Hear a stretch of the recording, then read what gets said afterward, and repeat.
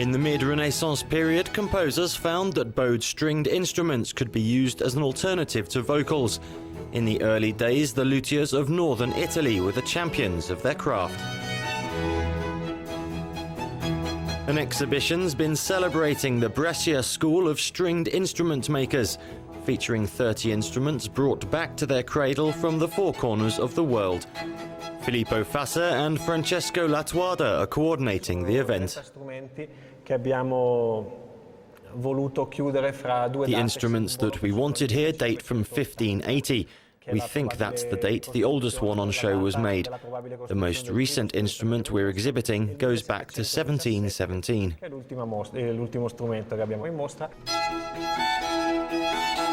In nearby Cremona at the time, Andrea Amati, then Stradivarius and Guarnerius were mastering the art of violin making.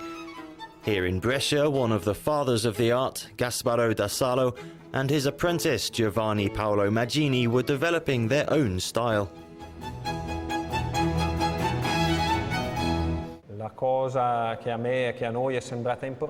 What was important for us was to highlight the work of this luthiery.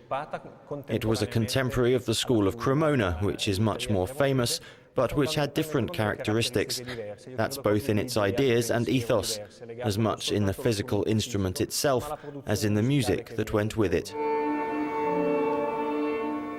10 violins, 10 violas, 5 cellos and 5 double basses have made it to the school reunion.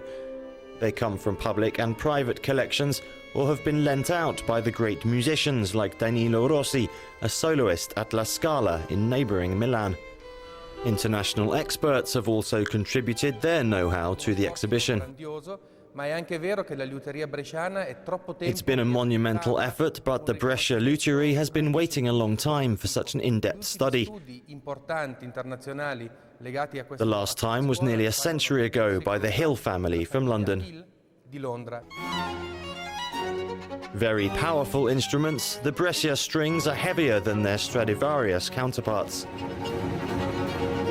They are excellent for their full-bodied timbre, and a Maggini viola can fetch up to €2 million.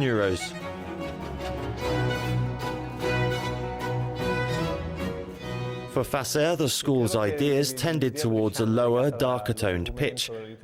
And they do it so well, he says, that the middle and lower-voiced violas, cellos and double basses are as sought after as the soprano violins of Cremona. I violoncelli contrabbassi bresciani sono tanto ricercati quanto lo sono gli strumenti soprani cremonesi. It's a unique opportunity for connoisseurs to see these antique works of art close up.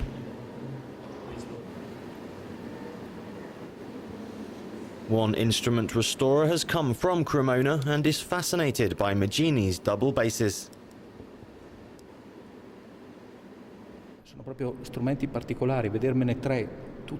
They're so special, I find it exciting to see 3 of them next to each other like this. It's a pleasure to see them and compare them. It helps to understand how Maggini evolved, which is very important to me.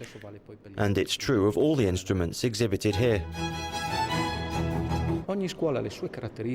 Each school has its characteristics. It's like comparing Naomi Campbell and Claudia Schiffer. Who's the most beautiful? It's absurd. Brescia has its style, Cremona also. You can't compare them like that. They're both very different, but both very interesting. You can still see and hear the exhibition at the Palazzo Martinengo in Brescia, but hurry up, you only have until Sunday the 8th of July.